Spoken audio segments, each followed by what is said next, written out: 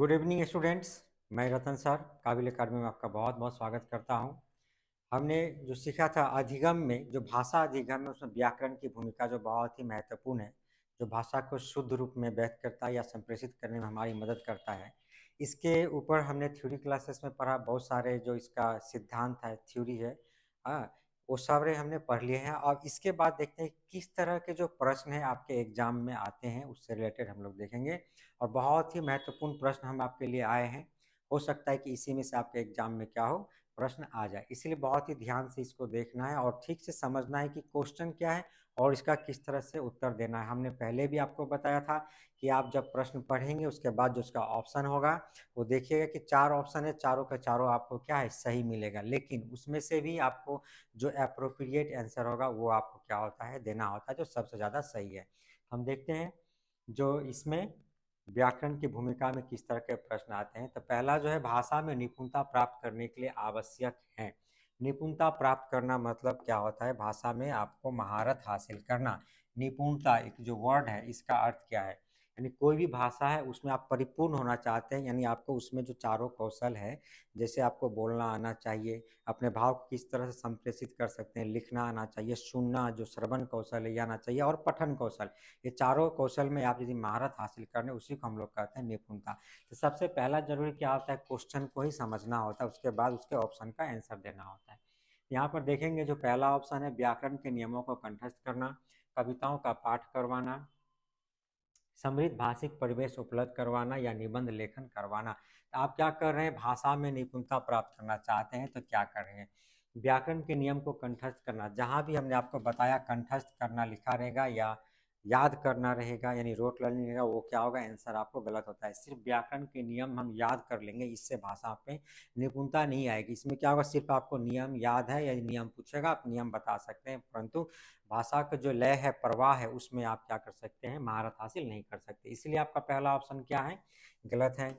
वहीं पर दूसरा ऑप्शन है, कविताओं का पाठ करवाना। कविताओं का जब आप पाठ करवाते हैं तो क्या होता है, इससे आवृत्ति होता है और आप क्या करते हैं, एक लय में ध्वनि उत्पन्न करते हैं, जिससे क्या होगा, सिर्फ भाषा का एक कौशल जो है, सिर्फ बोलना, वो भी संपूर्ण रूप से नहीं, सिर्फ पाठ करना यानी पढ़ना आपको आ जाएगा तो एक कौशल विकास होगा, पूरा भाषा क्या होगा, उस विकसित नहीं होगा, उसमें आप निपुण नहीं हो सकते, इसलिए दूसरा ऑप्शन भी गलत है।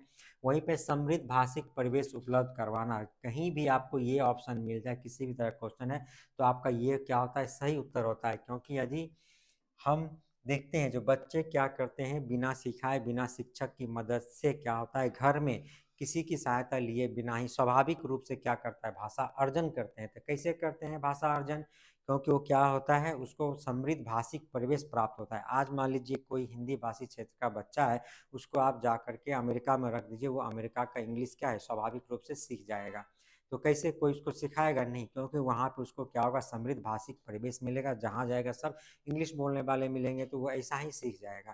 तो इसीलिए क्या है, समृद्ध भाषिक परिवेश उपलब्ध करना क्या बहुत ही जरूरी है। तो किसमें, अब भाषा है तो भाषा के उसका जितने भी कौशल है, सारे कौशल उसको क्या होगा, धीरे धीरे क्या होगा, समृद्ध भाषिक परिवेश के कारण आने लगा, नहीं लिखना पढ़ना सुनना सभी चीज़ क्या होगा, वो धीरे धीरे उसमें विकसित होगा। तो सबसे अच्छा जो अप्रोप्रिएट आंसर है वो आपका नंबर 3 है। वहीं पर क्या है, निबंध लेखन करवाना। जब आप निबंध लिखाते हैं यानी एस्से राइटिंग करवाते हैं, तो एस्से राइटिंग में क्या होता है कि आप उसको जो लिखने का जो कौशल है वो क्या होगा, विकसित होगा। यानी एक भाषा का एक पक्ष खाली क्या हो रहा है, पूरा हो रहा है, लेकिन सभी पक्ष क्या हो रहा है, पूरा नहीं हो रहा है, तो इसलिए ये सही उत्तर नहीं होगा। तो आपका जो एक नंबर का उत्तर क्या हो जाएगा, नंबर 3 क्या है, सही उत्तर है। दूसरा जो प्रश्न है, व्याकरण शिक्षण का उद्देश्य क्या है। आपने पढ़ा जो अधिगम में व्याकरण शिक्षण का क्या महत्व है, तो उसी का क्या इसमें से आपको खोजना है कि क्यों हम व्याकरण बच्चों को पढ़ाते हैं, ये पढ़ाना क्या जरूरी है, इसका उद्देश्य क्या है। यहाँ आप देखते हैं पहला ऑप्शन क्या है, ध्वनियों के मध्य के सूक्ष्म अंतर से परिचित करवाना, या भाषा की संरचना का ज्ञान प्रदान करना, या भाषा की अशुद्धता को पहचानने की योग्यता का विकास करना, उपयुक्त सभी। इसमें से कौन सा उत्तर जो है आपका क्या है, सही है। तो हम पहला देखते हैं, ध्वनियों के मध्य के सूक्ष्म अंतर से परिचित करवाना था। व्याकरण में ये हमको सुनने मतलब पढ़ने को मिलता है या जानने को प्राप्त होता है, ज्ञान प्राप्त होता है व्याकरण से, कि ध्वनि जो है उसका अंतर क्या है, मतलब एक ही तरह का जो ध्वनि आएगा उसमें भी अंतर।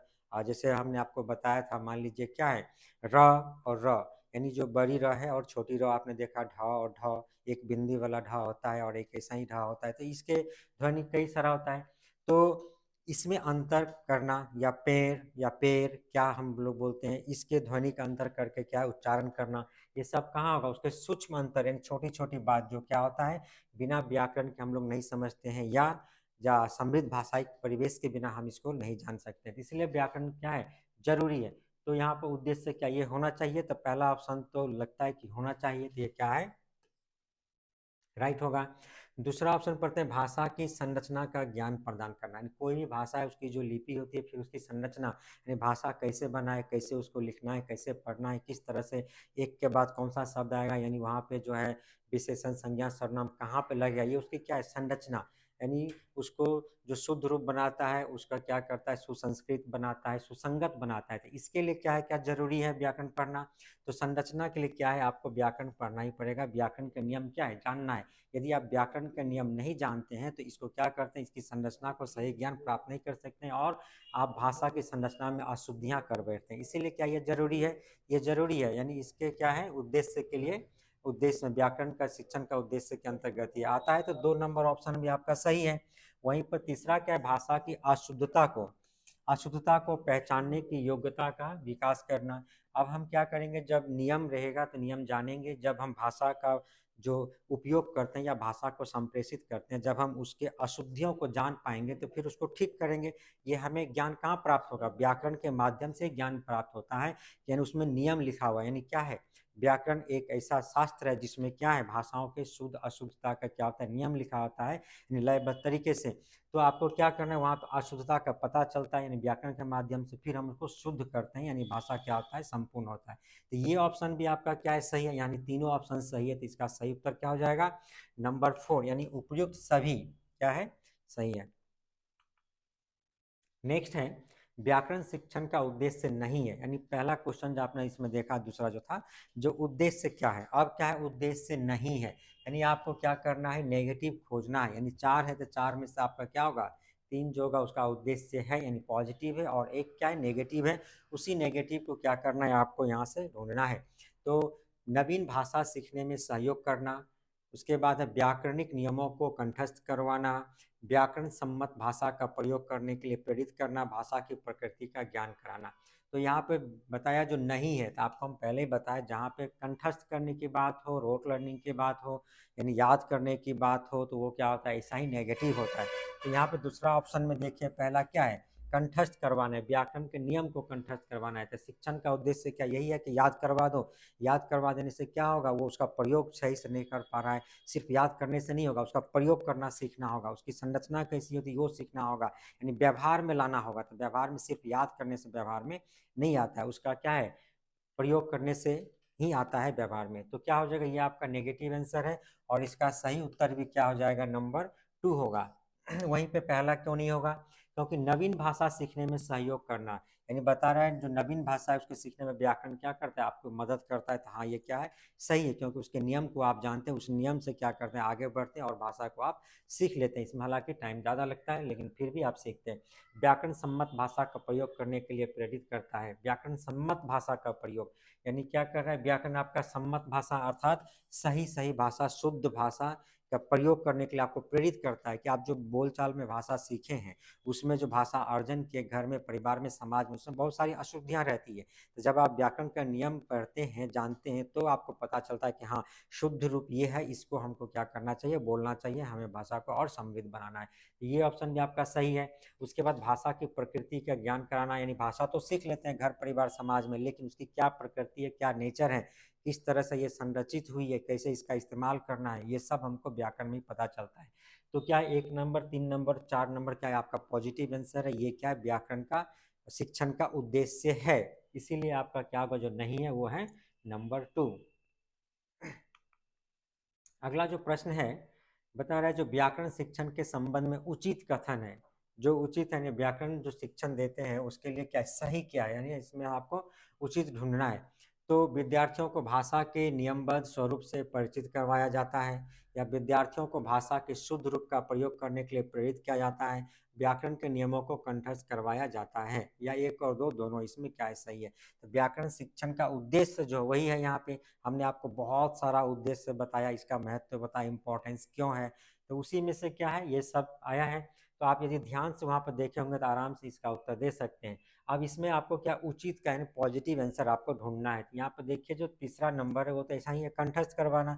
ये क्या है आपका नेगेटिव है, अर्थात 3 नंबर तो आपका क्या होगा आंसर नहीं होगा, ये ऑप्शन में नहीं आएगा।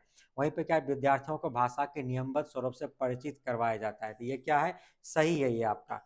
यानी व्याकरण सीखते हैं इसीलिए क्योंकि क्या है नियमबद्ध तरीका, यानी शुद्ध रूप, क्या नियम है, कैसे बोलना है, यानी वहाँ पे लिंग के लिए क्या इस्तेमाल करना है, लड़का के लिए कौन सा भाषा, लड़की के लिए कौन सा भाषा, हम जो करते हैं इसका सही रूप सिखाया जाता है, तो ये सही है। वहीं पे दूसरा क्या विद्यार्थियों को भाषा के शुद्ध रूप का, तो शुद्ध रूप का प्रयोग करने के लिए प्रेरित किया जाता है, ये भी सही है कि हम जो भाषा सीखते हैं उसका कैसे शुद्ध रूप से प्रयोग करिए, हमको व्याकरण ही क्या करता है सीखने में प्रेरित करता है। तो एक और दो ऑप्शन आपका दोनों ही क्या है राइट है, इसलिए इसका सही उत्तर क्या हो जाएगा नंबर 4, 1 और 2 दोनों ही क्या है राइट है। अगला जो प्रश्न है व्याकरण को भाषा का शरीर कहा है, यानी ये किसने कहा है, यानी किसने, यहाँ पे क्या है कई सारे मनोवैज्ञानिक का नाम दिया है, डॉक्टर स्वीट है, महर्षि पतंजलि है, डॉक्टर जयगर है, कामता प्रसाद गुरु है। तो व्याकरण को भाषा का शरीर किसने कहा है, हमने आपको क्या है थोड़ी क्लास में ही बताया था कि जो कई सारे जो आपको दिए थे, तो मनोवैज्ञानिक ने व्याकरण के ऊपर किस तरह के डिफिनेशंस दिया है, तो उसी से आपको पता चलता है। यानी भाषा का क्या है शरीर है, किसने, बहुत ही आसान है, क्या है डॉक्टर स्वीट ने कहा था। यदि आप पढ़े तो आराम से दे सकते हैं, यदि आप नहीं पढ़े तो फिर इसका उत्तर असंभव है। नेक्स्ट है व्याकरण शिक्षण से संबंधित नियम नहीं है, फिर यहाँ पे आपको क्या करना है नेगेटिव आंसर ढूंढना है, बोल रहा है जो नहीं है व्याकरण शिक्षण से संबंधित नहीं है, क्या है अनिवार्यता का नियम है, व्यर्थता का नियम है, यहाँ पे है समन्वित शिक्षण का सिद्धांत है, उपयुक्त में से कोई नहीं। यानी बोल रहा है जो नहीं है, यानी अनिवार्यता का नियम बता रहे हैं, अनिवार्य यानी व्याकरण शिक्षण क्या अनिवार्य है, अनिवार्य नहीं है। यदि आप ऐसा ही शुद्ध भाषा को सीख लेते हैं, अनिवार्यता का नियम था क्या व्याकरण शिक्षण में, नहीं था, तो 1 नंबर ऑप्शन नहीं है। व्यर्थता का नियम यानी व्याकरण शिक्षण का नियम क्या व्यर्थ है, व्याकरण जो सीख रहा है क्या वो व्यर्थ में सीख रहा है, ये भी आपके सिद्धांत में नहीं पढ़ाया गया था, आपने नहीं पढ़ा होगा, तो ये भी नहीं है। समन्वित शिक्षण का सिद्धांत है, ये भी नहीं है, तो क्या हो जाएगा इसमें से कोई नहीं है। तो व्याकरण शिक्षण संबंधित नियम नहीं है, तो कोई उपयुक्त में से कोई नहीं, यानी एक भी नियम क्या है इसमें से आपका नहीं है, तो क्या होगा 6 का नंबर 4 सही है। भाषा को विकृत होने से बचाने के लिए उसके नियमों का ज्ञान होना क्या है आवश्यक है, यह कथन क्या है, यानी भाषा को विकृत होने से बचाने के लिए, विकृत शब्द जो आता है ये क्या है, विकृत, विकृत मतलब क्या है हम देखते हैं, जो जैसे मान लीजिए हमने आपको बताया था हिंदी भाषा, ये हिंदी भाषा ही क्या हो रहा है जैसे ही जगह बदल रहा है, स्थान बदल रहा है, उसका स्वरूप भी बदल जा रहा है क्षेत्रता के प्रभाव के अनुसार। यानी हिंदी को ही आप देखिएगा अलग अलग जो क्षेत्र है, अलग अलग प्रांत के लोग अलग अलग तरीका से क्या करते हैं उसका उपयोग करते हैं, या उसका क्या करते हैं संप्रेषित करते हैं यानी बोलते हैं। आप दिल्ली के लोग का हिंदी सुनिए, उसके बाद गुजरात के लोग का हिंदी, महाराष्ट्र के लोग का हिंदी सुनिए, यूपी बिहार के लोग का हिंदी सुनिए, सब में आपको क्या है जो अंतर दिखाई पड़ेगा कि लगेगा कि हिंदी तो अलग अलग है, अलग भाषा बोल रहा है, लेकिन नहीं, वो हिंदी ही का क्या कर रहा है वाचन करता है। तो क्या कर रहा है जो क्षेत्रता का प्रभाव पड़ता है, इसलिए उसमें क्या होता है विकृति उत्पन्न होती है, तो इसको बचाता कौन है, इसको व्याकरण ही क्या करता है बचाता है। तो व्याकरण एक नियम देता है कि इस नियम से यदि हिंदी बोल रहे हैं तो हो सकता है आपका साउंड जो आप संप्रेषित कर रहे हैं जो बोली में अंतर हो, लेकिन आपको नियम के अनुसार ही क्या करना है तो बोलना है।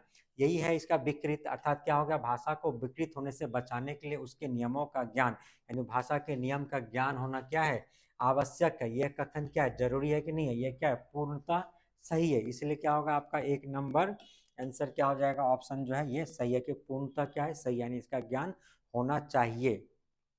अगला प्रश्न है आदर्श हिंदी शिक्षक के लिए आवश्यक है, आदर्श हिंदी शिक्षक, हिंदी शिक्षक अर्थात क्या हो गया भाषा के शिक्षक, यानी हिंदी एक भाषा है, यानी आप किसी भी भाषा के शिक्षक हो तो भाषा शिक्षक के लिए बताया गया है यहाँ पे। तो हिंदी की भाषा है, हिंदी शिक्षक के रूप में व्याकरण का ज्ञान होना, हिंदी साहित्य का ज्ञान होना, शुद्ध उच्चारण करना। आप एक शिक्षक है तो आप में क्या क्या गुण होना चाहिए, तो उसी के अनुसार हम देखेंगे, आप शिक्षक हैं वो भी हिंदी का या लैंग्वेज का शिक्षक हैं तो व्याकरण का ज्ञान होना चाहिए, तो जरूरी है जब आपको ही व्याकरण का ज्ञान नहीं होगा तो आप बच्चों को किस तरह से क्या करेंगे ज्ञान देंगे, इसलिए क्या ये ऑप्शन सही है। हिंदी साहित्य का ज्ञान होना, कि आपको हिंदी साहित्य का ज्ञान होना चाहिए। आप हिंदी के शिक्षक इसलिए उसके इतिहास के बारे में तो आपको जानना है, कैसे हिंदी का विकास हुआ, कब उत्पन्न हुआ, किस काल में इसका कितना विकास हुआ। तो ये क्या जानना बहुत ही क्या जरूरी है, तभी तो आप बच्चों को बता पाएंगे, उसके महत्व को बता पाएंगे। इसीलिए ये भी ऑप्शन सही है। शुद्ध उच्चारण करना, शुद्ध उच्चारण करना तो आपको बहुत ही जरूरी, चाहे किसी भी भाषा के आप शिक्षक हो, क्योंकि आप अशुद्ध उच्चारण करेंगे, बच्चे भी क्या करेंगे, उसी को सीखेंगे और वही अशुद्धि उसमें भी आ जाएगी। इसीलिए और भाषा के शिक्षक हो इसके लिए तो अनिवार्य ही है कि आपको शुद्ध उच्चारण ही करना चाहिए, अन्यथा क्या होगा, ये व्यर्थ ही कहलाएगा। तो क्या है, आपका तीनों गुण आप में क्या है, होना चाहिए। इसीलिए इसका सही उत्तर क्या हो जाएगा, नंबर 4। यानी ये क्या है, उपरोक्त सभी क्या है, एक आदर्श हिंदी शिक्षक के रूप में ये सारे प्रॉपर्टीज क्या है उसमें होनी चाहिए। नेक्स्ट है, उच्च प्राथमिक स्तर पर व्याकरण शिक्षण की उपयुक्त प्रणाली है। तो यहाँ पे उच्च प्राथमिक स्तर का बात किया गया है, यानी अपर प्राइमरी पे। तो अपर प्राइमरी पे व्याकरण शिक्षण किस तरह का है, पाठ्य पुस्तक प्रणाली है, समवाय प्रणाली है, भाषा संसद प्रणाली है, या आगमन निगमन प्रणाली है। तो यहाँ पे क्या है, उच्च प्राथमिक स्तर पर हम लोग देखते हैं सबसे अच्छा प्रणाली कौन सा हो जाएगा, आगमन निगमन प्रणाली क्या है, जो ये है। ये प्रणाली के अंतर्गत यानी पहले हम लोग क्या करते हैं, या तो उदाहरण देंगे, उदाहरण दे करके क्या करते हैं, उसके बाद नियम की ओर आते हैं। दूसरा में क्या करते हैं, नियम देते हैं, फिर उदाहरण की तरफ जाते हैं। तो उच्च प्राथमिक स्तर पर बच्चे क्या करते हैं, 6, 7, 8 के बच्चे हैं, तो उसमें इतनी क्षमता विकसित हो जाती है कि नियम के बाद भी वो उदाहरण आराम से क्या करते हैं, एक्सेप्ट कर लेते हैं या उसको आत्मसात कर लेते हैं। वहीं पे यदि सिर्फ प्राइमरी स्टेज का बच्चा होता, तब हम आगमन निगमन नहीं, सिर्फ क्या करते हैं, जो आगमन प्रणाली जो है, जिसमें पहले हम लोग उदाहरण देते हैं, उदाहरण के बाद जब बहुत सारे उदाहरण दे दिए, तब जा करके हम क्या करते हैं, नियम की ओर अग्रसर होते हैं या नियम बताते हैं। तो प्राइमरी लेवल पे सिर्फ आगमन प्रणाली, लेकिन उच्च प्राथमिक है तब ये हो जाएगा। यदि माध्यमिक होता तो क्या होता, भाषा संसर्ग प्रणाली इसका सबसे उपयुक्त आंसर होता। इसका सही उत्तर क्या हो जाएगा, नंबर 4। नेक्स्ट है, भाषा शिक्षण की किस विधि में लक्ष्य भाषा सिखाते समय मातृभाषा का प्रयोग नहीं किया जाता। भाषा शिक्षण की किस विधि में, बोले लक्ष्य भाषा सिखाते समय मातृभाषा का प्रयोग नहीं किया जाता। अब यहाँ पे लक्ष्य भाषा क्या है और मातृभाषा क्या है। तो मातृभाषा मतलब आपकी जो प्राथमिक भाषा है, यानी लैंग्वेज 1 जो है, जो आप अपने घर में सीखते हैं या जो आप अपने समाज में सीखते हैं, या आपका जो क्षेत्रीय भाषा है, जिसको आप पहले भाषा अर्जित करते हैं, वही आपकी क्या है, मातृभाषा है, जिसमें आपको महारत हासिल होता है, यानी बोलना लिखना पढ़ना आप क्या है, बहुत ही प्रभावपूर्ण रूप से जानते हैं, ये आपका मातृभाषा है। लेकिन स्कूल में क्या है, त्रिभाषीय सूत्र के अनुसार, भाषीय सूत्र के अनुसार आपको क्या 3 भाषाओं का ज्ञान प्राप्त होना चाहिए। तो आपको सेकेंड लैंग्वेज के रूप में, यदि मान लीजिए आपकी मातृभाषा हिंदी है, तो सेकेंड लैंग्वेज आपका क्या है, इंग्लिश होगा। तो लक्ष्य भाषा क्या हो जाएगा आपका, अंग्रेजी हो जाएगा। यानी द्वितीय भाषा या तृतीय भाषा को हम लोग लक्ष्य भाषा कहते हैं। तो लक्ष्य भाषा को सिखाने के रूप में क्या है, मातृभाषा का प्रयोग नहीं किया जाता था। इसमें किस विधि के अंतर, प्रत्यक्ष विधि, व्याकरण विधि, अप्रत्यक्ष विधि या अनुवाद विधि। तो इसमें किस विधि का उपयोग करेंगे, डायरेक्ट हम लोग क्या करेंगे, प्रत्यक्ष विधि का क्या करते हैं, डायरेक्ट, जिसको कहते हैं डायरेक्ट थ्योरी। इसमें प्रत्यक्ष विधि यानी जो भाषा सिखाना है उसी भाषा में डायरेक्ट हम लोग क्या करते हैं, सिखाते हैं।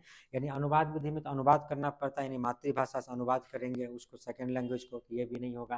व्याकरण विधि भी नहीं है और अप्रत्यक्ष विधि नहीं। सही उत्तर क्या हो जाएगा इसका, 1 नंबर 10 का, जो प्रत्यक्ष विधि के माध्यम से सीखते हैं। इसके बाद हर व्यक्ति को मैंने ही सच्चाई दिखाई वाक्य पर चर्चा करने का उद्देश्य है। हर व्यक्ति को, पहले आप सेंटेंस पढ़िए, सेंटेंस क्या लग रहा है आपको, हर व्यक्ति को मैंने ही सच्चाई दिखाई, ऐसा एक सेंटेंस लिखा गया, किस तरह का सेंटेंस है, सही है गलत है, इसमें क्या उत्पन्न हुआ, बच्चों, यहाँ बच्चों होगा, बच्चों को संज्ञा के प्रयोग का ज्ञान कराना, या बच्चों को सर्वनाम के प्रयोग का ज्ञान कराना, या बच्चों को क्रिया के प्रयोग का ज्ञान कराना, या बच्चों को भाषा की नियमबद्ध प्रकृति की पहचान और उसका विश्लेषण करना सिखाना है। तो इसमें जो हर व्यक्ति को मैंने ही दिखाई वाक्य पर जो हम चर्चा करें बच्चों को दे दिया, तो इसमें क्या करना चाह रहे हैं हम, इसमें बच्चों को भाषा की नियमबद्ध प्रकृति और पहचान उसका विश्लेषण करना क्या करते हैं, सिखाते हैं, कि सेंटेंस में क्या है, कहाँ क्या गलती है और क्या सही है, इस चीज़ को बताने के लिए। नेक्स्ट जो है, व्याकरण शिक्षण की अपेक्षाकृत बेहतर विधि, यानी सभी तो यहाँ पे विधि है ही, लेकिन बेहतर विधि बताया गया, अच्छा सबसे, मतलब इसमें से सबसे अच्छा कौन है, इसका आपको कहते हैं आगमन विधि, निगमन विधि, सूत्र विधि, क्या है, पुस्तक विधि है। इसमें हम लोग क्या कहते हैं, जिस सारे प्रोसेस में, तो कौन सा अच्छा है यार? वो प्राथमिक लेवल पे हम लोग, चूंकि एग्जाम आप प्राथमिक का दीजिएगा, प्राइमरी का, इसीलिए उसी लेवल पर आपको सोचना है। यदि इससे कोई भी लेवल नहीं दिया हुआ है तो आपको क्या देखना है? आगमन विधि, निगमन। आगमन में क्या करते हैं हम? पहले क्या करते हैं? उदाहरण देते हैं बहुत सारा, उसके बाद नियम की ओर बढ़ते हैं। दूसरा, निगमन में क्या करते हैं? पहले नियम देते हैं, फिर उदाहरण। सूत्र में भी पहले सूत्र बता दिया जाता है, लिखा दिया जाता है। उसके बाद क्या? पुस्तक विधि। पुस्तक में से डायरेक्ट पुस्तक पढ़ के उसको पता करना होता है खुद से कि क्या नियम है क्या नहीं है। तो बच्चों को सबसे अच्छा कौन होता है? बच्चों के लिए सबसे अच्छा होता है आगमन विधि। इसीलिए क्या है, बेहतर विधि क्या है? अपेक्षाकृत बेहतर, कंपैरेटिव क्या है? अच्छा है। तो हो जाएगा आपका आगमन विधि। 12 का क्या हो जाएगा? नंबर 1 सही आंसर होगा। इसके बाद है भाषा और लिपि के संदर्भ में कौन सा कथन सही है? भाषा और लिपि, भाषा और लिपि के संदर्भ में क्या है?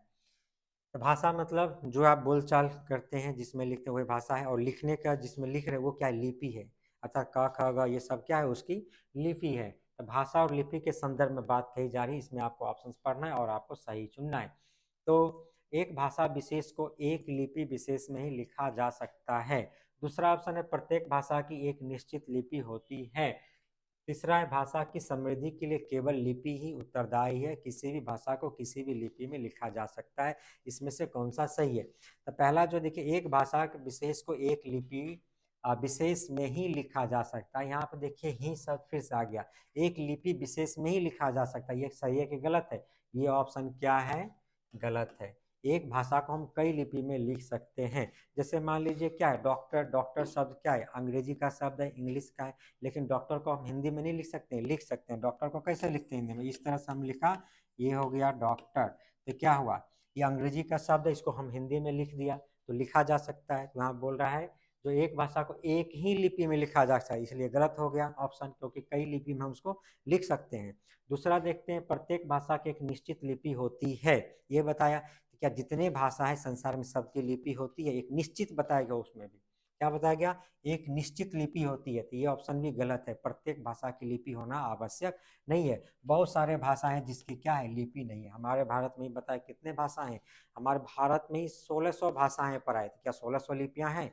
नहीं है। या कई सारे भाषाओं को एक ही लिपि में लिखा जाता है, इसीलिए क्या है? ये गलत है।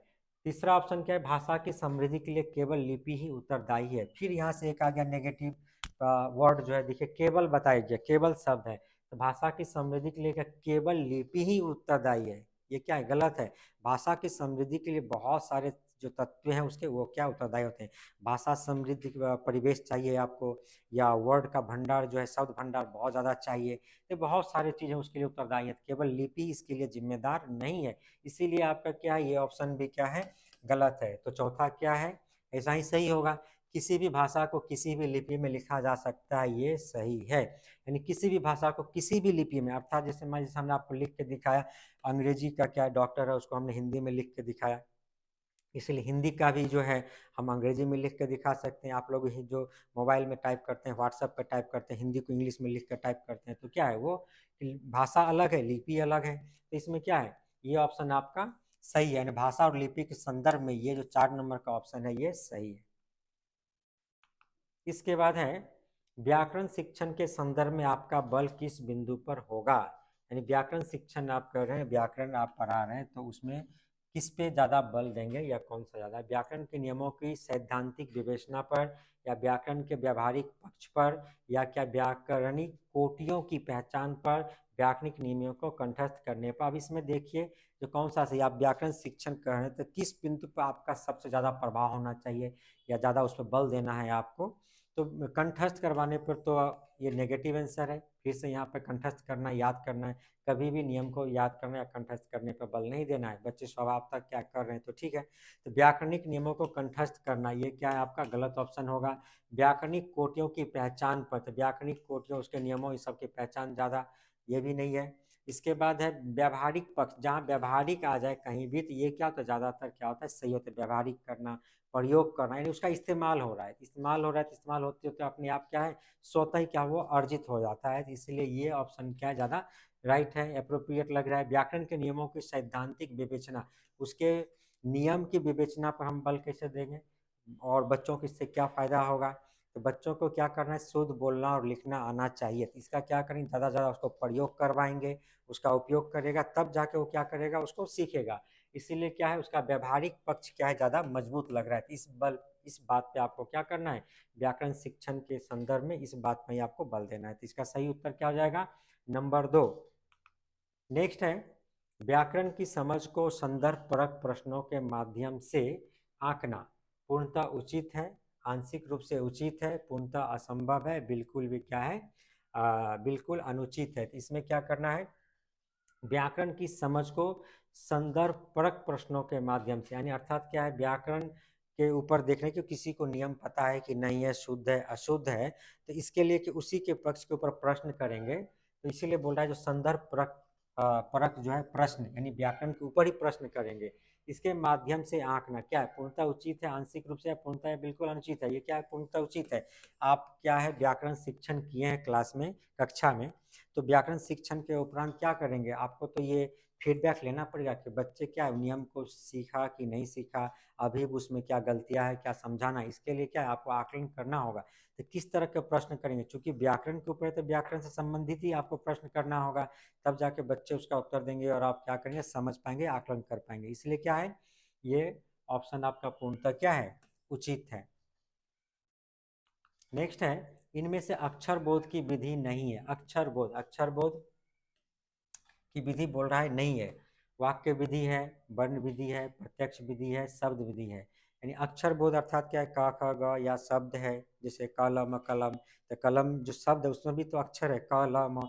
तो इसमें बता रहा है जो अक्षर बोध करवाना, हम जो बच्चों को दिखाते हैं कि ये क है, क से कलम होता है, ये अ है, अ से अनार होता है, तो इस तरह से अक्षर बोध कराना। तो इसमें है वाक्य विधि, वर्ण विधि, प्रत्यक्ष विधि, शब्द विधि। तो इसमें से कौन सा उसकी विधि क्या है, नहीं है। तो वाक्य विधि में भी जब हम वाक्य लिखते हैं, कोई भी सेंटेंस लिखेंगे तो उसमें अक्षर आएगा।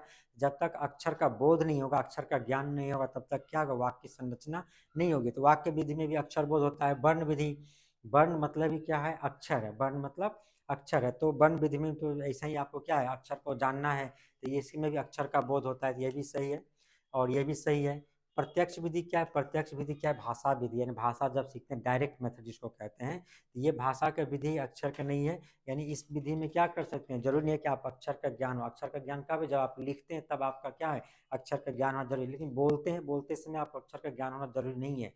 जब बच्चे स्कूल आते हैं, स्कूल आने से पूर्व क्या है, वो भाषा, पूरी भाषा जानते हैं, लेकिन उसको अक्षर का ज्ञान नहीं होता है। यानी पूरे संरचना, वो भाषा का क्या है, पूरे वाक्य को बोल सकता है, अच्छी तरह से समझा सकता है अपने भाव को, लेकिन उसको अक्षर का ज्ञान नहीं होता है। तो प्रत्यक्ष विधि क्या है, भाषा सीखने की विधि है, अर्थात क्या है, ये आपका अक्षर बोध का विधि नहीं है। वही शब्द विधि है, जब शब्द भी आप लिखते हैं तो क्या होता है, शब्द लिखते समय क्या करेंगे, जो शब्द या जानेंगे, शब्द की रचना जब पढ़ेंगे तो उसमें अक्षर आएगा पहले, तब तो शब्द आएगा।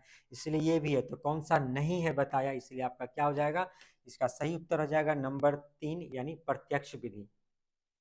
इसके बाद है, प्राथमिक स्तर पर एक अध्यापिका संज्ञा पढ़ाते समय पहले, यानी क्या पढ़ा रही है, संज्ञा, यानी नाउन को क्या कर रही है, बच्चों को समझा रही है।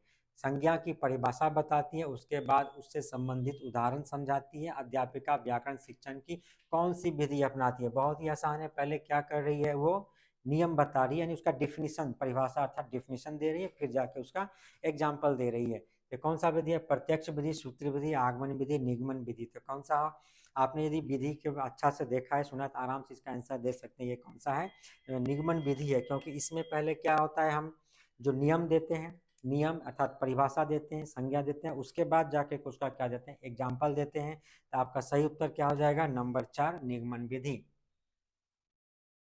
नेक्स्ट है, निम्नलिखित में से कौन सा प्रश्न संदर्भ में व्याकरण शिक्षण को पुष्ट करता है। यानी संदर्भ में व्याकरण शिक्षण, यानी व्याकरण शिक्षण के संदर्भ में, इसका अर्थ यही है, उसको पुष्ट करता है। घर घर पुनरुक्त शब्द युग्म है, इसी तरह के दो और शब्द युग्म बताइए। इस तरह से, यानी घर घर पुनरुक्त शब्द युग्म है, दिए गए शब्द में से ऐसे शब्द युग्म छांटिए।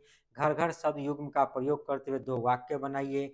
घर घर आपकी ही चर्चा है, काव्य में घर शब्द की पुनरावृत्ति से अर्थ पर क्या प्रभाव पड़ता है। तो इसमें देखिए हर जगह क्या है, घर घर ही है, चारों ऑप्शन में घर घर है। तो आपको ये किस संदर्भ में देखना है? व्याकरण शिक्षण के संदर्भ में देखना है, अर्थात आप व्याकरण समझा रहे हैं, व्याकरण के नियम बता रहे हैं, उसके संदर्भ में देखिए तो कौन सा वाक्य सही है। तो पहला घर घर पुनरुक्त शब्द है कि इसी तरह के दो और शब्द लिखे। पुनरुक्त शब्द है मतलब घर घर बार बार आया है। तो जो आप चैप्टर है आपका जो पाठ है उसमें से खोजिए, बोल रहा है जो इसी तरह के दो और शब्द युग्म बताइए, यानी वहां से खोजिए चाहे अपने से बताइए।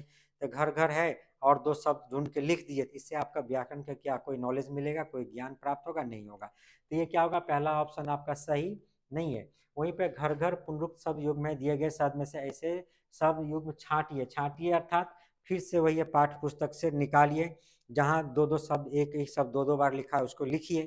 फिर इससे भी क्या होगा? आप तो सिर्फ देखेंगे और वहाँ पे कॉपी में उतार देंगे, इससे भी आपको क्या होगा? व्याकरण का नॉलेज प्राप्त होगा? नहीं होगा। यानी व्याकरण के संदर्भ में, शिक्षण के संदर्भ में ये क्या है? सही नहीं है। वहीं पे तीसरा क्या है? घर घर शब्द युग्म का प्रयोग करते दो वाक्य बनाइए। आप इसे घर घर से क्या कर रहे हैं? दो वाक्य बना देंगे। तो घर घर से आपने क्या क्या वाक्य प्रयोग तो कर लिया, लेकिन समझे नहीं कि घर का अर्थ क्या होता है। यहाँ पे घर घर जो लिखा है इसका अर्थ क्या? वाक्य तो बना लिया आपने, ये भी सही नहीं है। तो सही क्या है? नंबर 4 जो क्या है आपका सही है। बोला घर घर आपकी ही चर्चा है। काव्य में घर शब्द की पुनरावृत्ति से अर्थ पर क्या प्रभाव पड़ता है, अर्थात ये बता रहा है कि इसमें व्याकरण का नियम का पता चलता है कि जो घर घर आया, घर मतलब क्या होता है? हाउस। लेकिन यहाँ घर मतलब क्या है? यहाँ घर मतलब क्या? घर घर आपकी ही चर्चा है, अर्थात प्रत्येक घर, यानी प्रत्येक घर में, यानी वो जो हाउस है, हाउस ने हाउस के भीतर, यानी उसमें जो आदमी वो लोग आपकी चर्चा कर रहे हैं, यानी घर का अर्थ यहाँ पे क्या हुआ? बदल गया। तो इसीलिए क्या है? इससे आपका व्याकरण का नियम का पता चलता है। तो सही उत्तर क्या होगा व्याकरण शिक्षण के संदर्भ में? 4 नंबर का जो ऑप्शन है क्या है? ये सही है। नेक्स्ट है व्याकरण के नियमों को कंठस्थ नहीं करवाया जाता है। तो यहाँ पुस्तक विधि में, आगमन विधि में, निगमन विधि में, सूत्र विधि में किस विधि में क्या है? कंठस्थ नहीं करवाया जाता है। तो इसमें हो जाएगा आपका आगमन विधि। बहुत ही आसान है। आगमन विधि में आपको कंठस्थ नहीं करवाया जाता, पहले आपको बहुत सारे एग्जाम्पल दिया जाता है, एग्जाम्पल के माध्यम से ही आप नियम तक पहुंच जाते हैं, यानी आपको पता चलता है। तो इस विधि में आपको कंठस्थ नहीं करवाया जाता, बाद बाकी में पहले नियम दिया जाता है। नियम में क्या करा है? जो आ, नियम के बाद आप एग्जाम्पल की तरफ बढ़ते हैं, तो पहले नियम ही आपको याद हो जाता है, फिर एग्जाम्पल। तीसरे क्या हो जाएगा? सही उत्तर आगमन विधि होगा। मुकेश अपनी कक्षा में विद्यार्थियों को विभिन्न लेखकों से वार्तालाप के अवसर उपलब्ध करवाता है। वह व्याकरण शिक्षण के लिए प्रयोग करता है। कौन सा विधि प्रयोग करता है? भाषा संसर्ग विधि। पहले क्या है? मुकेश अपनी कक्षा में विभिन्न लेखकों से वार्तालाप, लेखकों से वार्तालाप के अवसर उपलब्ध कराता है, यानी क्या करता है? कई सारे लेखक हैं, उससे क्या करते हैं? बातचीत का अवसर देता है, यानी उससे मिलवाता है, यानी बात करवाता है। तो इसमें किस विधि का उपयोग हो रहा है? भाषा संसर्ग विधि है, या प्रत्यक्ष भाषा शिक्षण विधि, या समवाय विधि, या क्या है? सहसंबंध विधि है। इसमें से कौन सा क्या हो जाएगा? सही उत्तर हो जाएगा आपका। तो इसमें देख रहे हैं तो भाषा संसर्ग विधि में हम क्या करते हैं? जो उससे वार्तालाप नहीं करवाते हैं, क्या करते हैं? उसको एक क्या करते हैं? लेखक का किताब देते हैं या समृद्ध एक साहित्य देते हैं। बच्चे क्या करते हैं? उसको पढ़ते हैं, अर्थात जो उच्च माध्यमिक के बच्चे होंगे वो पढ़ेंगे और उसमें से खुद अपने लिए क्या करेंगे? नियम बनाएंगे, या देखेंगे किस तरह से भाषा के शुद्धि अशुद्धि पर बल दिया गया है। तो ये नहीं होगा। इसके बाद है प्रत्यक्ष भाषा विधि। प्रत्यक्ष भाषा विधि क्या है? सही है। इसमें डायरेक्ट, यानी डायरेक्ट क्या करते हैं? जो लेखक है डायरेक्ट लेखक से क्या कर रहा है? बात कर रहा है, इसलिए प्रत्यक्ष। प्रत्यक्ष मतलब आमने सामने। इसका सही उत्तर क्या आ जाएगा? नंबर 2 प्रत्यक्ष शिक्षण विधि। वहीं पे ये दोनों नहीं होगा। तो सही उत्तर क्या हो जाएगा इसका? नंबर 2। नेक्स्ट है भाषा की शिक्षिका विद्यार्थियों को व्याकरण के नियमों से परिचित कराने के लिए वर्ग पहेली का प्रयोग करती है। किसका? वर्ग पहेली का प्रयोग करती है। वह डैश प्रयोग करती है, किस नियम का प्रयोग करती है? प्रयोग विधि है।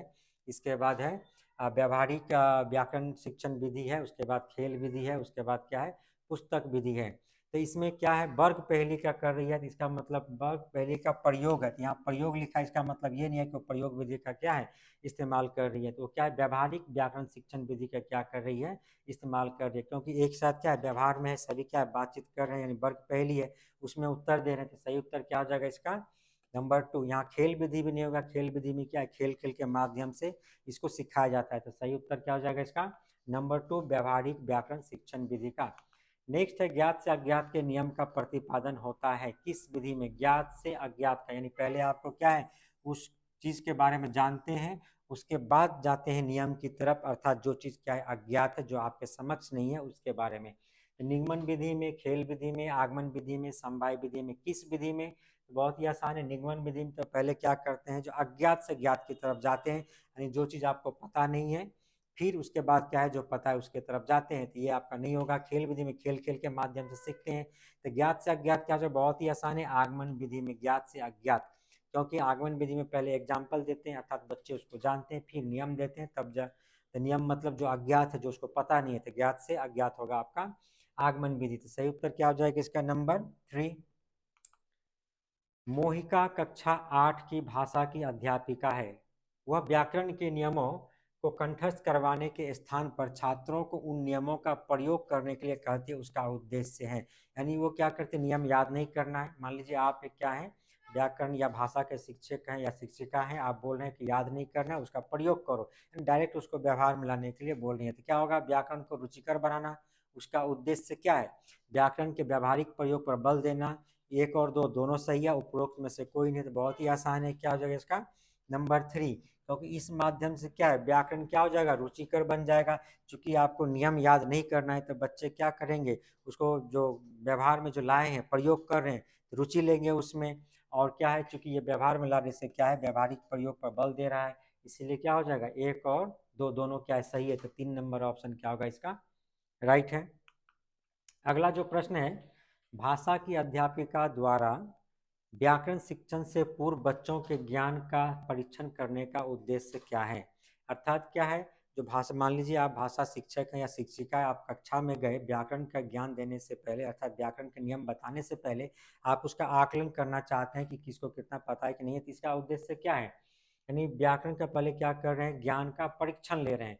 किस उद्देश्य से ले करते हैं ऐसा? विद्यार्थियों की क्षमता के अनुसार शिक्षण विधि का चयन करना, या शिक्षण अधिगम प्रक्रिया को सुदृढ़ बनाने के लिए, या विद्यार्थियों के व्याकरण के ज्ञान को जानने के लिए।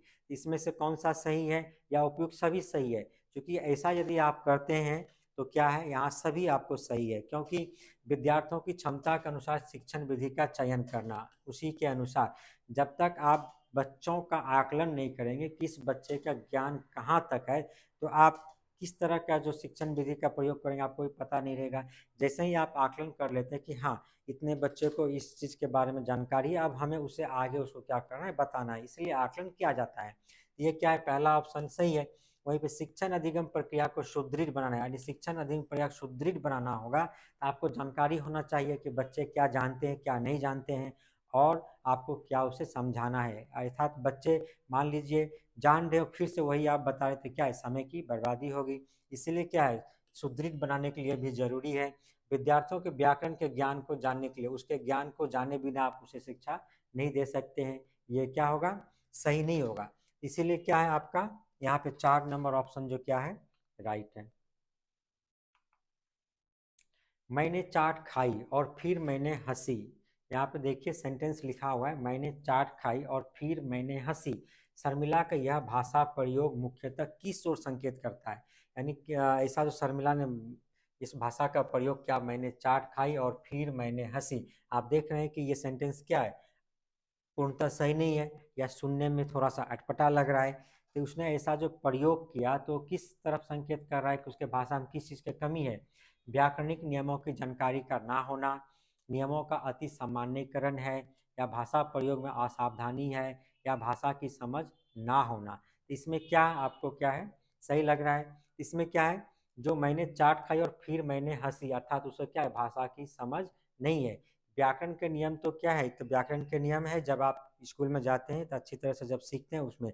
तो लेकिन जो भाषा का प्रयोग जो होता है, भाषा का प्रयोग तो बच्चे ऐसे भी सीखते हैं, या बहुत सारे लोग जो स्कूल नहीं गए हैं वो भी भाषा का प्रयोग करते हैं। तो उसमें भी क्या है, इस तरह का यदि सेंटेंस कोई प्रयोग में ला रहा है, इसका मतलब ही हुआ क्या है, भाषा की उसमें क्या है, समझ नहीं है, इसीलिए उसने क्या किया, इस तरह का भाषा का या।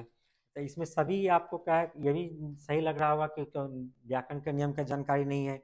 इसके बाद क्या, नियमों का अति सामान्यीकरण ये नहीं है, भाषा प्रयोग में असावधानी ये भी है, लेकिन ज़्यादा जो एप्रोप्रिएट क्या हो जाएगा, नंबर 4 की भाषा की समझ का ना होना, इसका क्या होगा, सही उत्तर होगा। नेक्स्ट देखते हैं, भाषा शिक्षण की कौन सी विधि मातृभाषा को मध्यस्थ बनाए बिना दूसरी भाषा को सिखाने पर बल देती है। फिर से दोबारा ये प्रश्न है इसी तरह का कि आपको क्या करना है, जो मातृभाषा का उसमें उपयोग नहीं करेंगे, डायरेक्ट हम क्या करेंगे, अपने लक्ष्य भाषा को, निर्देशित भाषा को क्या करते हैं, सीखते हैं। किस विधि में? द्विभाषीय विधि में, अनुवाद विधि में, व्याकरण एवं अनुवाद विधि में, प्रत्यक्ष विधि में। प्रत्यक्ष विधि में यानी डायरेक्ट जो आपका है मेथड है, इसमें हम लोग सीखते हैं। यानी इसमें क्या करते हैं, डायरेक्ट कोई अनुवाद नहीं करते हैं, जो लक्ष्य भाषा आपको सीखना है डायरेक्ट उसी भाषा को उसी में सब कुछ हम लोग पढ़ते हैं, सीखते हैं। यानी अनुवाद करते ही नहीं, कंपेयर भी नहीं करते हैं, डायरेक्ट हम लोग सीखते हैं इसी के माध्यम से। तो सही ऑप्शन क्या हो जाएगा इसका, नंबर 4। आगमन विधि में हम बढ़ते हैं। आगमन विधि इसमें किस तरफ से किस तरफ बढ़ते हैं?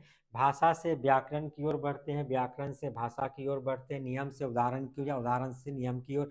यदि आपने आगमन विधि पढ़ा है, ये बहुत ही आसान, इसमें क्या करते हैं हम लोग, उदाहरण से नियम की ओर बढ़ते हैं। तो सही ऑप्शन क्या हो जाएगा इसका, नंबर 4। व्याकरण शिक्षण के संदर्भ में कौन सा कथन सही है? यहाँ से आपको क्या है, सही ऑप्शन जो क्या करना है, ढूंढना है। तो व्याकरण शिक्षण हो रहा है, तो व्याकरण शिक्षण के लिए समय सारणी में अलग से काव्यांशों की व्यवस्था होनी चाहिए। काव्यांश अर्थात क्या, जो कविता है, तो व्याकरण शिक्षण कर रहे हैं तो उसमें क्या अलग से इसकी व्यवस्था होनी चाहिए?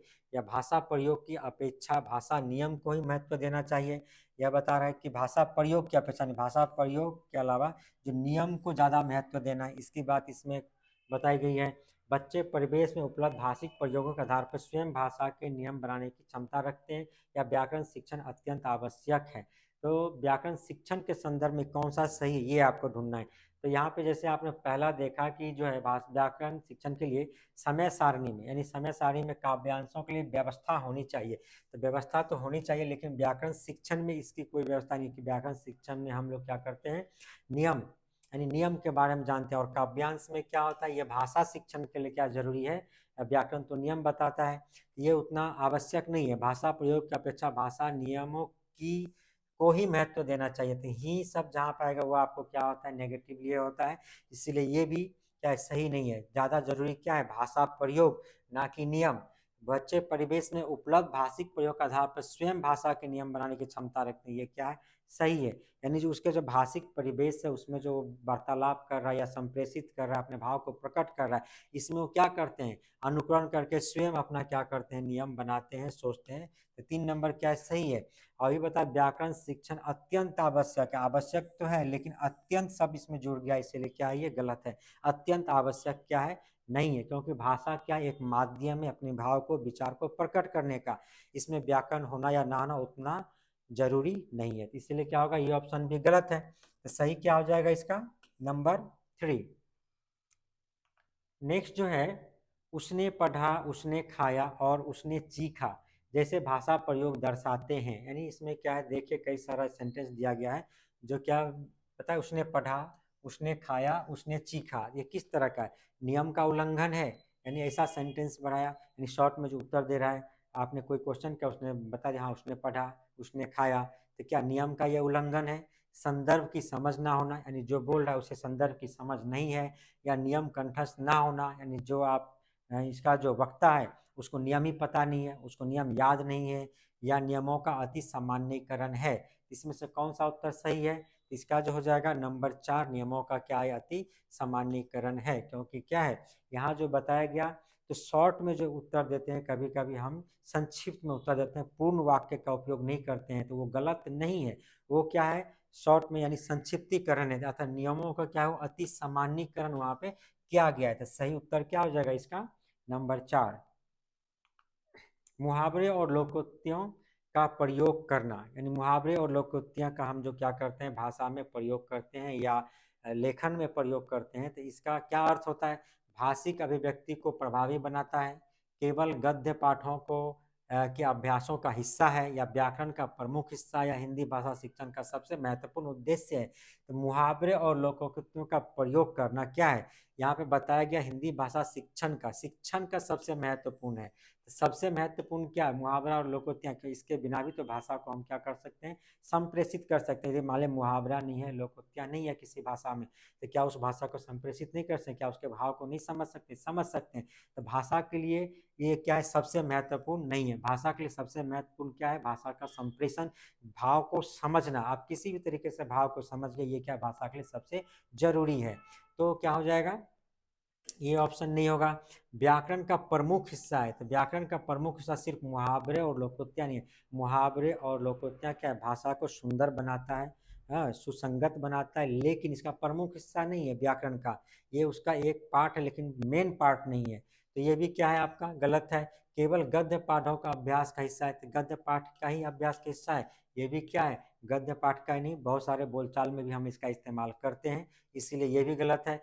भाषिक अभिव्यक्ति को प्रभावी बनाता है, प्रभावी बनाता है, यानी जो भाषिक अभिव्यक्ति है, यानी वार्तालाप है, यानी जो हम बोलते हैं, यानी जो वाचन कौशल है, वाचन कौशल को प्रभावी बनाता है। यदि ये नहीं रहेगा तो भी वाचन कौशल होगा, उससे संप्रेषित करेंगे, उसका भाव स्पष्ट रूप से समझ में आएगा, लेकिन उसको प्रभावशाली बनाने के लिए हम इसका इस्तेमाल करते हैं। इसका क्या करता है, ये हेल्प करता है वाचन कौशल को प्रभावी बनाने में। इसलिए क्या होगा, नंबर 1 क्या है, सही है, यानी मुहावरे और लोकोक्तियों का प्रयोग करना भाषिक अभिव्यक्ति को प्रभावी बनाता है। भाषा शिक्षण की प्रत्यक्ष विधि में हम क्या करते हैं, यानी डायरेक्ट टीचिंग मेथड, जिसमें क्या करते हैं, मातृभाषा का निरर्थक हस्तक्षेप होता है, या भाषा अर्जन की स्वाभाविक स्थिति का निर्माण होता है, अतिरिक्त शिक्षण सामग्री की कोई आवश्यकता नहीं है, या भाषा की विविध संरचनाओं के लेखन हेतु अभ्यास पर बल दिया जाता है। यहाँ पे बताया गया जो भाषा शिक्षण के रूप में जो है देखना है, तो प्रत्यक्ष विधि का जो डायरेक्ट विधि है, मातृभाषा का निरर्थक हस्तक्षेप होता है। तो आप जो भाषा शिक्षण कर रहे हैं प्रत्यक्ष विधि में, तो ये निरर्थक शब्द यहाँ पे आ गया, तो मातृभाषा का निरर्थक हस्तक्षेप ये कभी भी नहीं होगा। मातृभाषा बहुत ही क्या इंपॉर्टेंट है, बहुत ही महत्वपूर्ण है, इसका निरर्थक हस्तक्षेप होना ये क्या, इसीलिए ये गलत है, इसका इस्तेमाल हम लोग करते हैं। भाषा अर्जन की स्वाभाविक स्थिति का निर्माण होता है, अर्थात इसमें यानी प्रत्यक्ष विधि में हम डायरेक्ट करते हैं। डायरेक्ट क्या है, मान लीजिए किसी के साथ वार्तालाप कर रहे हैं, या जो चीज़ आपको सिखाना उसी के माहौल क्रिएट कर लेते हैं, तो डायरेक्ट हो रहा है, इसमें किसी पाठ्य पुस्तक या सामग्री की आवश्यकता नहीं होती है। तो डायरेक्ट हम करते हैं, तो भाषा अर्जन की स्वाभाविक स्थिति का निर्माण, यानी अपने आप क्या करता है, जो वार्तालाप के माध्यम से ही हो, लेकिन क्या अपने आप भाषा के क्या होता है, इसमें अर्जन होता है, अपने आप को नियम सीख लेता है। तो इसका क्या हो जाएगा, प्रत्यक्ष विधि का नंबर 2 ऑप्शन सही होगा। अतिरिक्त शिक्षण सामग्री की कोई आवश्यकता नहीं होती है, तो ये सही नहीं है। भाषा की विविध संरचनाओं के लेखन अभ्यास पर बल देते हैं, लेखन हेतु अभ्यास पर बल इसमें नहीं है, क्योंकि डायरेक्ट विधि में डायरेक्ट हम भाषा का प्रयोग करते हैं, प्रयोग पर बल देते हैं। तो क्या हो जाएगा, इसका नंबर 2 क्या हो जाएगा, सही ऑप्शन होगा। व्याकरण के ज्ञान का मुख्य उद्देश्य, यानी मेन इसका ऑब्जेक्टिव क्या है व्याकरण शिक्षण का, यानी व्याकरण के ज्ञान का, इसके नियम के ज्ञान का बता रहा है। व्याकरणिक बिंदुओं की परिभाषा याद करना, भाषा प्रयोग में अति शुद्धतावादी होना, व्याकरणिक तत्वों की सूची बनाना, भाषा प्रयोग में व्याकरण का ध्यान रखना। तो यहाँ पर जो पहला ऑप्शन है वो देखिए बता रहा है मुख्य, पहले क्या बता, मुख्य होना चाहिए, मेन, सबसे महत्वपूर्ण। तो व्याकरणिक बिंदुओं की परिभाषा याद करना, परिभाषा फिर क्या याद करना, यानी कंठस्थ करना, यानी रटना। तो रटना जहाँ पर रहेगा वो क्या, ऐसा ही आपका गलत है, किसी भी चीज़ को रटना ही नहीं है। उसके भाषा प्रयोग में अति शुद्धतावादी होना, भाषा प्रयोग में शुद्धता जरूरी है, लेकिन अति शुद्धता, जहाँ पे अति होगा वो भी गलत है। अति शुद्धतावादी होने से क्या हो जाएगा, बच्चे इससे दूर भागेंगे, इसलिए ये भी क्या है, गलत है। व्याकरणिक तत्वों की सूची बनाना, सिर्फ हम क्या करेंगे, सूची बना लिए, चार्ट बना लिए, यानी व्याकरण के क्या करते हैं, जो बहुत सारे नियम है, सब नियम को लिख लिया, चार्ट बना लिया। चार्ट बना लिया तो क्या होगा, वो दिखने में सुंदर लगेगा, लेकिन इससे आपका क्या भला होगा कि आप इसको सीख पाए, सिर्फ याद रहेगा, लेकिन उसका प्रयोग तो आप नहीं कर पा रहे हैं। जैसे सेकेंड लैंग्वेज जो है इंग्लिश का, मान लीजिए बहुत सारे बच्चे सीखने में इसका प्रयोग करते हैं, बड़ी सुंदर से चार्ट बनाते हैं, नियम लिखते हैं, कॉपी उसका भरा रहता है, लेकिन आता क्या है, नहीं आता है, प्रयोग में वो नहीं ला पाता है। तो क्या है, ये भी उपयुक्त नहीं है। यानी इसका मुख्य उद्देश्य क्या होना चाहिए, भाषा प्रयोग में व्याकरण का ध्यान रखना, यानी भाषा प्रयोग जब आप कर रहे हैं उसमें व्याकरण का क्या करना है, ध्यान रखना है, कि आप जो भाषा प्रयोग कर उसमें सही क्या है, गलत क्या है, शुद्ध क्या है, अशुद्ध क्या है, इसलिए क्या है, इसको प्रवाहमय बनाना, उसमें शुद्धता का ध्यान रखना है। तो 4 नंबर ऑप्शन क्या है आपका, सही है। नेक्स्ट है, तपस्या 7वीं कक्षा में विभिन्न संदर्भों में पृथ्वी, वसुधा और भूमि, पृथ्वी, वसुधा और भूमि शब्दों के प्रयोग की तरफ बच्चों का ध्यान आकर्षित करती है। ऐसा करने से उसका उद्देश्य यानी क्या कहा उसने, पृथ्वी, वसुधा और भूमि, तो क्या है, शब्द भंडार का विकास करना, भाषा का व्याकरणिक ज्ञान देना, हिंदी की बारीकियां समझाना या पर्यायवाची शब्दों की परिभाषा देना। इसमें क्या कर रही है, जो यानी इस पृथ्वी, वसुधा और भूमि क्या है, ये सब एक ही धरती को ही कहते हैं, पृथ्वी कहते हैं, वसुधा कहते हैं और भूमि भी कहते हैं, यानी उसका पर्यायवाची है। तो पर्यायवाची शब्द है तो क्या हो जाएगा, तो बहुत सारे बच्चे क्या करें, पर्यायवाची शब्दों की परिभाषा देना। यहाँ तो पर्यायवाची शब्द की परिभाषा दिया ही नहीं गया है, इसलिए क्या होगा, ये 4 नंबर ऑप्शन क्या है, गलत है। आप यदि देखेंगे इसको तो पहले आप क्या करेंगे, 4 नंबर पे टिक करेंगे, जो कि क्या है, गलत है। हिंदी की बारीकियां समझा, यहाँ पे बारीकियां भी नहीं समझाया जा रहा है। बारीकियां कब समझाया जाता है, जब क्या होता है, एक ही वर्ड है, उसका दो अलग अलग अर्थ हो, उसमें क्या हो, साउंड भी क्या हो, एक जैसा हो, तब हम उसको देखते हैं। यहाँ पे वो भी वो नहीं कर रही है। इसमें क्या हो जाएगा, भाषा का व्याकरणिक ज्ञान दे रही है, तो व्याकरणिक ज्ञान यहाँ तो है ही नहीं। यहाँ तो क्या है, सिर्फ शब्द है, शब्द है, यानी दिखा रहा है कि बहुत सारा शब्द है जिसका क्या होता है, एक ही अर्थ है, अलग अलग, यानी उसके शब्द भंडार की वृद्धि कर रही है। क्या हो रहा है, शब्द भंडार का विकास कर रहा है, यानी उसके शब्दों का भंडार क्या है, विस्तृत हो रहा है, बढ़ रहा है। इसका सही उत्तर क्या हो जाएगा, नंबर 1 इसका क्या होगा, सही उत्तर होगा, यानी पृथ्वी, वसुधा और भूमि। हालांकि ये पर्यायवाची शब्द है, लेकिन वो यहाँ पे नियम उसका नहीं बता रहे थे, इसलिए क्या होगा, 4 नंबर ऑप्शन नहीं होगा, ये आपको याद रखना है। 1 नंबर ऑप्शन क्या है इसका करेक्ट आंसर है। संदर्भ में व्याकरण का शैक्षिक निहितार्थ है। संदर्भ में व्याकरण का अर्थात व्याकरण के संदर्भ में शैक्षिक निहितार्थ, शैक्षिक निहितार्थ का अर्थ हो गया आप जो पढ़ा रहे हैं, आप जो सिखा रहे हैं, उसका उद्देश्य है क्या है, व्याकरण पाठ के संदर्भ में सिखाया जाता है, व्याकरण पाठ के संदर्भ में।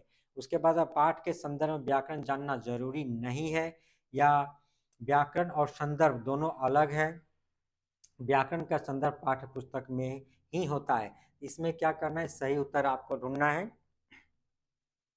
तो इसमें देखते हैं, जो संदर्भ में व्याकरण का शैक्षिक निहितार्थ है, व्याकरण का जो है पाठ के संदर्भ में सिखाया जाता है, तो पाठ के संदर्भ में नहीं, व्याकरण तो हम लोग क्या करते हैं, भाषा के संदर्भ में क्या करते हैं, सीखते हैं।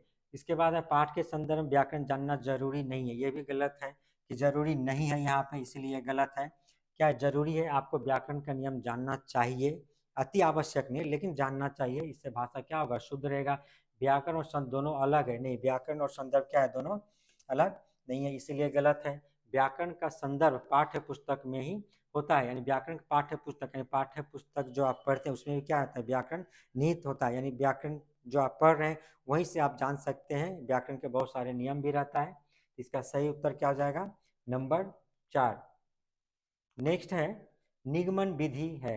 निगमन विधि क्या है, मनोवैज्ञानिक विधि है, कुछ कह नहीं सकते, अमनोवैज्ञानिक विधि है, या इनमें से कोई नहीं। निगमन विधि है, आगमन विधि है, बहुत सारे विधि आपने देखा है, तो इसमें से कौन सा होगा,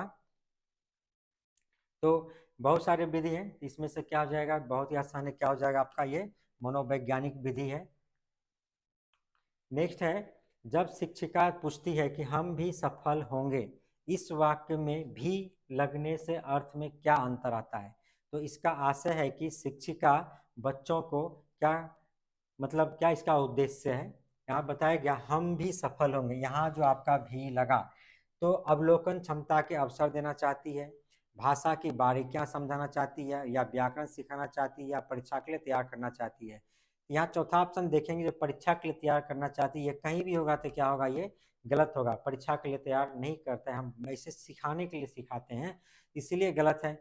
व्याकरण सिखाना चाहती है तो यहाँ पर व्याकरण भी सिखाना नहीं चाहती है, क्या है, भाषा की बारीकियां समझाना चाहती है, अवलोकन क्षमता के अवसर देना चाहती है, तो इस दोनों में से क्या हो जाएगा, कोई एक आपका क्या है, सही है, उसी को ढूंढना है।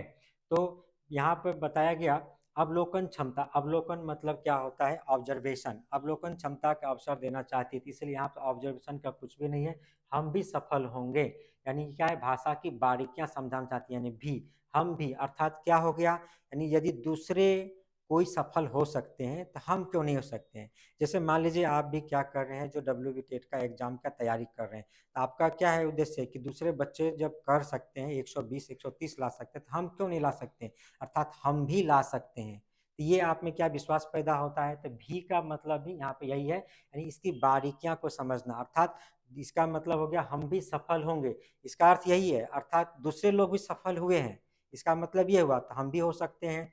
इसीलिए क्या है, इसका सही उत्तर क्या हो जाएगा, नंबर 2, भाषा की बारीकियां को समझाना चाहती है।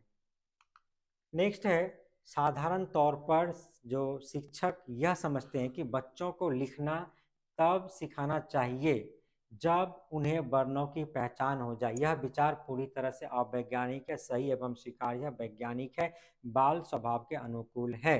तो इसमें से कौन सा क्या है, सही है। यहाँ पे बताया गया साधारण तौर पर शिक्षक यह समझते हैं कि बच्चों को लिखना तब सिखाना चाहिए जब उन्हें वर्णों की पहचान हो, अर्थात जब बच्चे क्या है, प्राथमिक स्कूल में बच्चे जब एडमिशन लेते हैं, बच्चे आते हैं तो उसका क्या है, पहले हम लोग क्या करते हैं, साधारण तौर पर पढ़ाने में क्या होता है, पहले तो बोर्ड पर लिखते हैं ये अ है, ये क ख ग ये है, उसके बाद उसको पढ़ाते हैं। तो ये तरीका क्या है, गलत है। पहले क्या करना, उसको पहचानना सिखाना है, क्या है, पहचानना, कि पहचानो, पहले वो वर्ण को पहचानता है, वर्ण से रिलेटेड शब्द करते हैं, जब पूरा वर्ण को पहचान लेता है तब क्या करते हैं, बोलते हैं कि उसको लिखो। इस तरह से क्या करता है, वो सीख जाता है वर्णों का इस्तेमाल करना। तो यहाँ पे ये बताया गया कि ये जो विधि है, इस विधि से कैसा है, क्या अवैज्ञानिक है, क्या अवैज्ञानिक तो नहीं है, क्योंकि इस विधि में क्या होता है, जब वो वर्ण पहचान लेता है तो उसको लिखने में सुविधा होती हो, रुचि लेता है, तब उसको लगता है हम तो इसको जानते हैं, आराम से इसको इस तरह से लिख सकते हैं।